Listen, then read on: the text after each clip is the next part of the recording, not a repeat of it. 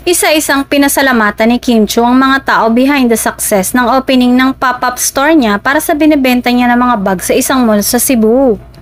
Pinost ni Kim ang mga behind the scene pictures niya ng opening kasama ang mga nagasikaso sa kanyang pop-up store.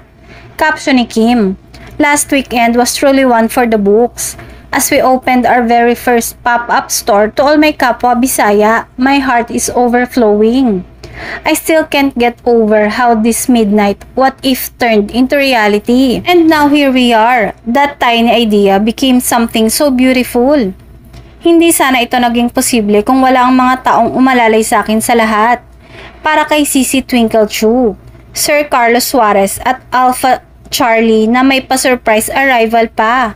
Akala ko hanggang Zoom lang tayo. Thank you for going above and beyond. This means so much to me, lalo na with everything that's happened lately."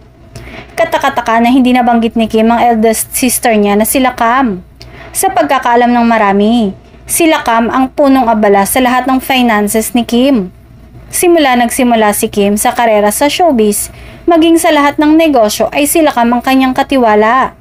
Lumakas tuloy ang duda ng mga netizen na matindi ang tampuhan ni Kim at ng kanyang ate. At tila may kinalaman daw talaga sa finances ni Kim ang ugat ng kanilang tampuhan.